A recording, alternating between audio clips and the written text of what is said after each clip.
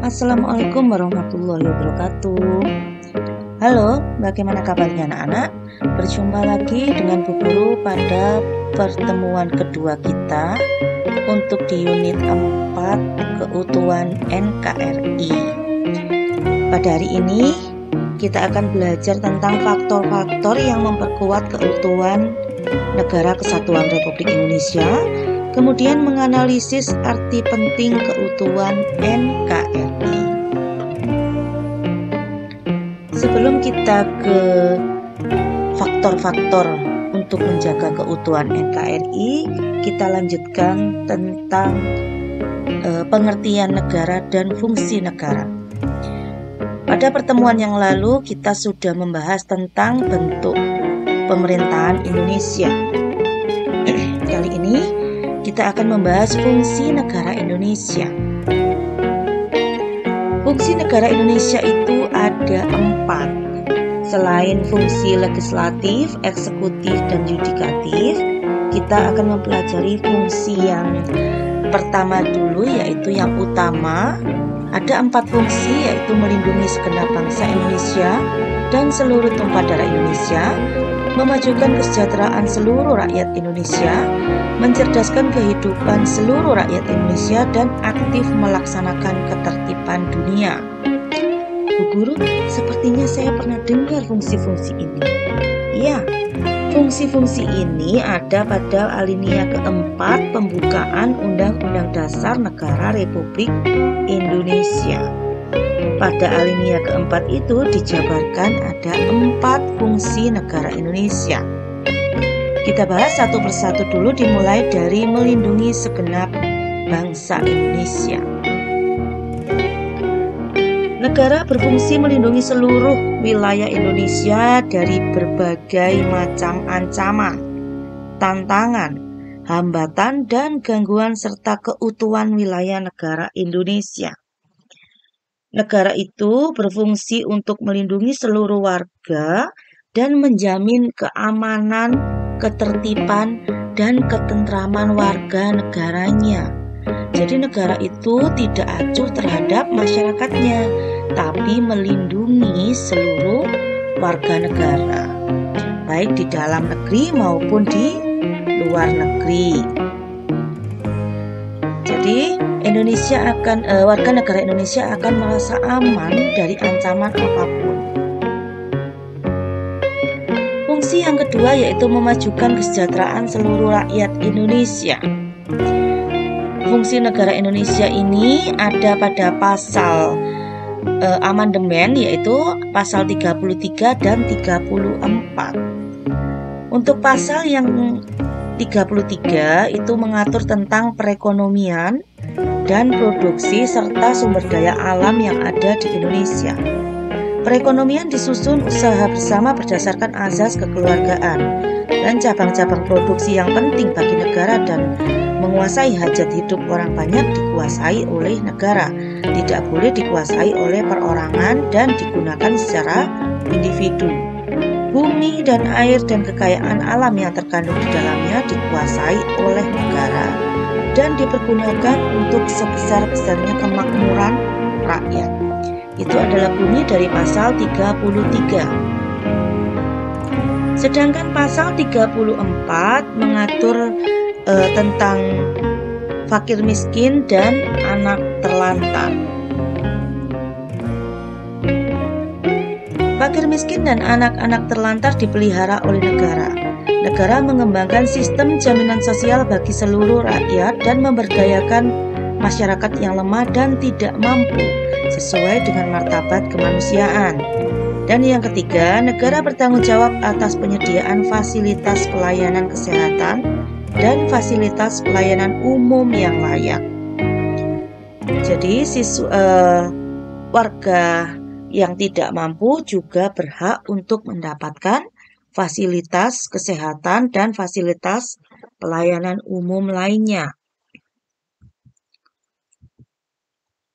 Fungsi negara yang ketiga yaitu mencerdaskan kehidupan bangsa. Negara Indonesia berhak berupaya mencerdaskan warga negaranya. Untuk itu, negara wajib menyelenggarakan pendidikan dan membiayai pendidikan tersebut yang diatur dalam pasal 31 Undang-Undang Dasar Negara Republik Indonesia. Setiap warga negara berhak mendapatkan pendidikan dan wajib mengikuti pendidikan dasar, dan pemerintah wajib membiayainya. Pendidikan dasar itu adalah SD dan SMP. Kemudian pemerintah mengusahakan satu sistem pendidikan nasional yang meningkatkan keimanan dan ketakwaan.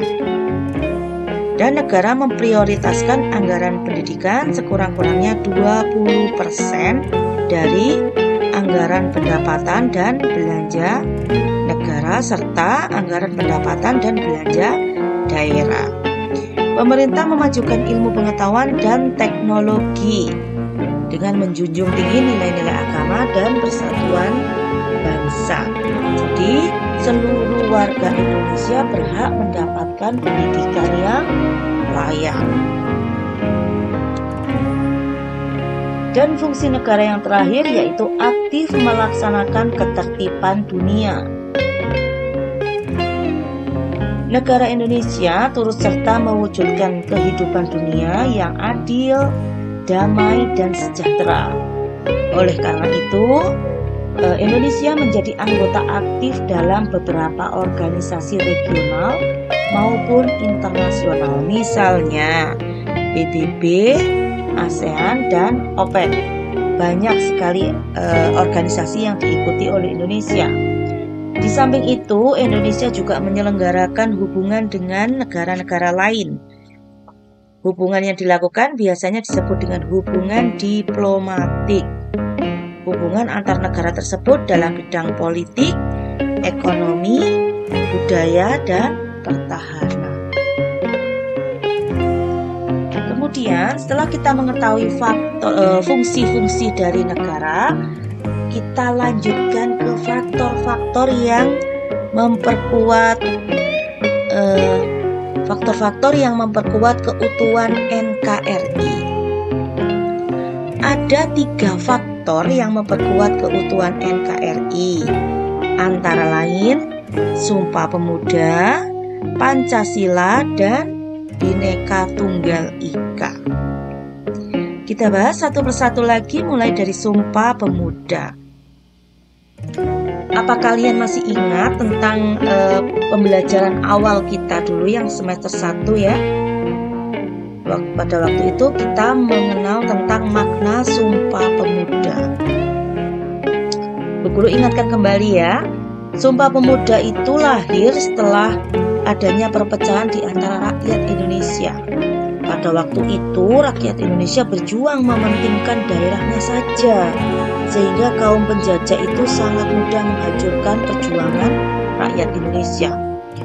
Oleh karena itu, dengan Sumpah Pemuda perpecahan tersebut diubah menjadi persatuan dan kesatuan. Sumpah Pemuda itu merupakan kebulatan tekad dari para pemuda dalam memperjuangkan kemerdekaan. Mereka rela meninggalkan identitas kesukuannya diganti dengan identitas kebanggaan, yaitu bangsa Indonesia dengan satu tujuan.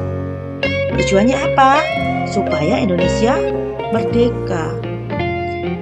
Sumpah Pemuda diikrarkan oleh para pemuda Indonesia dalam Kongres Pemuda II di Jakarta pada tanggal 28 Oktober 1928.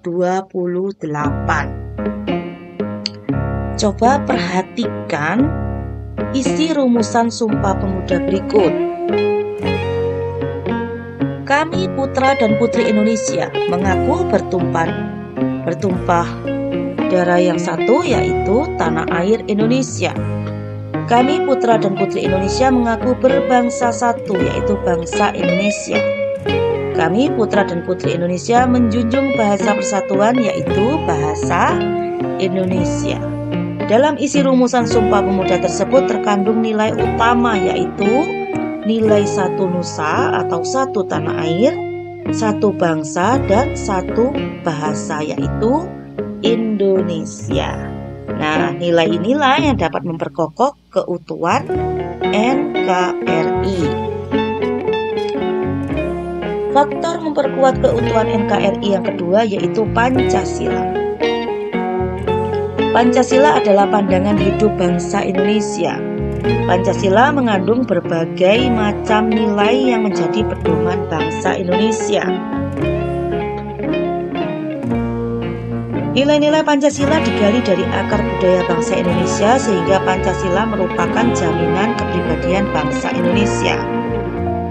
Nilai Pancasila yang tidak digali dari nilai-nilai budaya asing. Dengan demikian, dapat dikatakan bahwa Pancasila merupakan nilai luhur bangsa Indonesia, bukan dari bangsa asing. Mengapa Pancasila dapat mempersatukan dan memperkokoh keutuhan NKRI? Kira-kira kenapa ya? Hal itu dikarenakan nilai-nilai Pancasila bersifat universal atau menyeluruh. Keutuhan NKRI akan tetap terjaga jika semua rakyat Indonesia menjalankan nilai-nilai Pancasila dalam kehidupan sehari-hari. Jadi perpecahan atau konflik antar suku, antar budaya tidak akan terjadi. Tapi sebaliknya, jika kita mengabaikan nilai-nilai Pancasila, maka antar suku, budaya, agama tidak akan dapat bersatu. Faktor yang ketiga yaitu Bhinneka Tunggal Ika. Semboyan Bhinneka Tunggal Ika berarti berbeda-beda tetapi satu jua. Inti dari semboyan ini adalah persatuan dari berbagai perbedaan. Kita sudah bahas ini ya untuk semester 1. Kita ingat-ingat kembali bahwa semboyan ini ada sejak zaman kerajaan Majapahit. Semboyan ini terdapat dalam kitab Sutasoma yang dikarang oleh Empu Tantular. Semboyan inilah yang mendorong Mahapati Gajah Mada untuk mempersatukan seluruh kerajaan-kerajaan di Nusantara di bawah kekuasaan Majapahit. Semboyan Bhinneka Tunggal Ika telah diwariskan kepada rakyat Indonesia saat ini dan menjadi alat dalam memperkokoh persatuan dan kesatuan rakyat Indonesia. Itu adalah 3 faktor utama yang memperkokoh dan memperkuat NKRI. Kemudian apa artinya? Apa arti penting keutuhan NKRI? Apa? Keberhasilan pembangunan di suatu negara salah satunya ditentukan oleh kekuatan negara tersebut dalam menjaga keutuhan negaranya. Begitu juga dengan proses pembangunan di Indonesia, sangat memerlukan keutuhan NKRI, keutuhan negara. Tanpa persatuan dan kesatuan, maka pembangunan tidak akan pernah berhasil. Dengan demikian, keutuhan Negara Kesatuan Republik Indonesia mempunyai peranan penting dalam menentukan keberhasilan pembangunan yang sedang dilaksanakan. Pada saat ini dunia telah memasuki suatu era yang disebut era globalisasi. Indonesia menjadi salah satu negara di dunia ini yang melalui globalisasi. Dalam era ini, batas-batas negara dianggap tidak ada. Sehingga berbagai pengaruh dari negara lain, segala bidang dapat dengan mudah masuk ke Indonesia. Kenapa batas-batas negara seolah tidak ada? Karena jika kita misalnya berkomunikasi dengan bangsa asing, negara lain, kita cukup menggunakan HP atau telekonferensi. Berbeda dengan zaman dahulu, kita harus terbang dulu ke negara tersebut untuk dapat berkomunikasi. Tapi sekarang sudah dimudahkan dengan adanya era globalisasi. Selain kemudahan dalam bidang teknologi, hal ini juga bisa menimbulkan dampak negatif. Kalau yang tadi dampak positifnya kita tidak perlu terbang ke sana, kita sudah bisa melihat bagaimana negara tersebut. Selain itu, dampak negatifnya, pengaruh-pengaruh negara lain akan mudah masuk.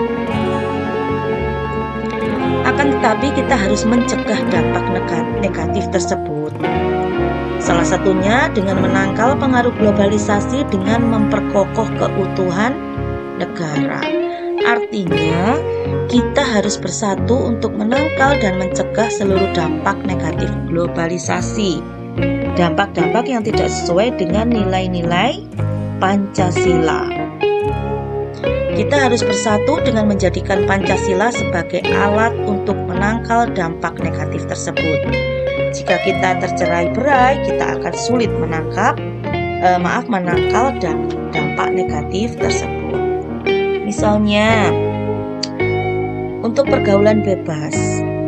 Karena pergaulan bebas itu tidak ada dalam nilai-nilai Pancasila, yang ada hanya kerukunan dan keragaman budaya.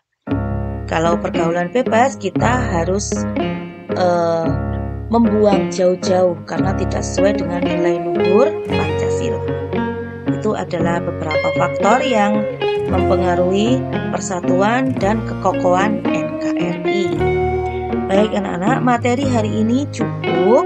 Silakan dipelajari kembali, buatlah sebuah rangkuman supaya kalian dapat memahami materi ini dengan seksama. Buatlah sesuatu yang bisa menggambarkan isi dari materi ini, misalnya menggunakan pokok pikiran atau peta konsep. Buatlah sebuah metode di mana kalian bisa merangkum dan menghafalkan seluruh proses dari perjalanan sejarah yang telah dilalui Indonesia. Selamat belajar, selamat beraktivitas. Assalamualaikum warahmatullahi wabarakatuh.